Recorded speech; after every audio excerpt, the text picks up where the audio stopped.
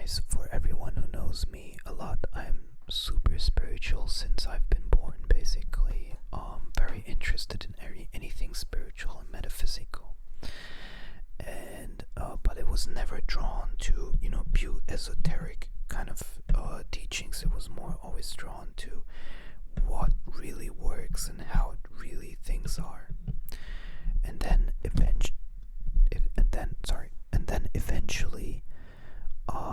I had a spiritual awakening, and from that on, I started with the tantra massages, became a tantra masseur, and so forth. And just the last moon, which is 2 days ago, I received a download about my soul mission on this planet, and I started to understand my soul mission, or I understood my soul mission suddenly, and then I started to understand other people's soul mission as well, kind of like a soul reader. And I started to give soul readings, basically, and I did my first soul reading just now with a person that I didn't know before. It's not a celebrity, and I realized, and the person thanked me very much for that soul reading. It was for free, and I feel like it's a huge gift, but it seems to be part of my soul mission is to give soul readings, interestingly enough. And I'm going to explain how you can do a soul reading, or how that works. Basically, you have the conditioned aspect of one's self, which is of the body, which is, for example, in school, or through parents, through society, kind of the conditioned thinking, the conditioned behavioral patterns, biological behavioral patterns, and all this stuff. But then you have the soul part.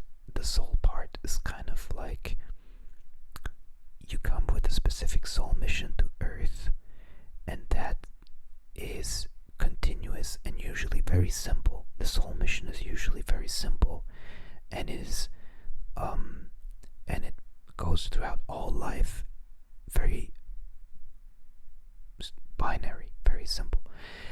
And then, but the mind, the conditioned mind, and the society around you, that which you perceive and integrate from the perception, can potentially fight with the actual soul mission, so that you go through life a long time fighting with your actual soul mission, because the perception is influencing your decision making rather than the understanding of your soul mission. So if you understand your soul mission, you don't need to fight with yourself. And the reason why certain things don't happen, because they're not with the soul mission in your destiny. Meaning, let's say, for example, to say something super simple, let's say you want to be super rich, like your conditioning tells you, yes, that's a life that I want to have, but it's not in your soul mission, then it will never happen. There will always be something that happens from the outside that makes it not happen. And the second thing is, or maybe self-sabotage also, and the second thing is that you will create a lot of frustration, because your conditioned self tells you you need to have that, but the soul mission says no. And so understanding the soul mission and being spiritually awakened allows you to let go of the need to fulfill the conditioned self. Rather, you can give in completely to the soul mission. And for example,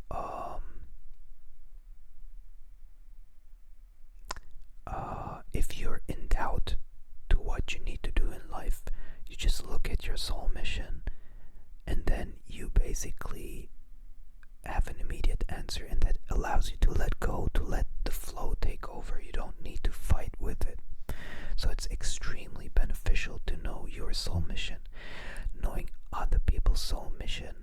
has another massive benefit, that if you know other people's soul mission, you can understand them better, interact with them better, and not fight with them, and not take things personal that they do.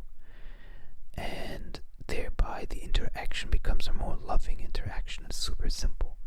Like, for example, if I feel that their soul mission is forgiveness, okay, and they attack me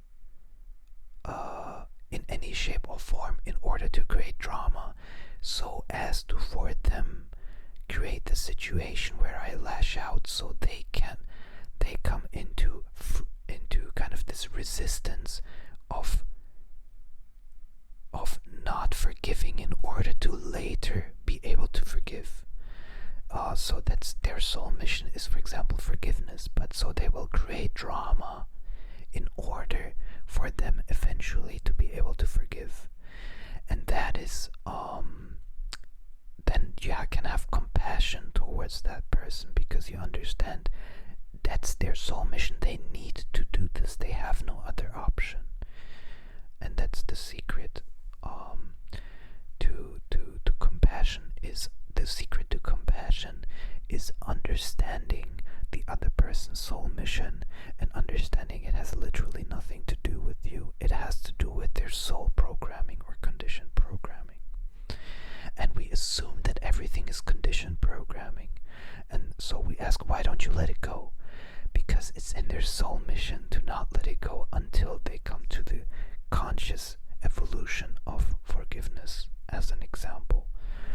So it's very, very interesting stuff.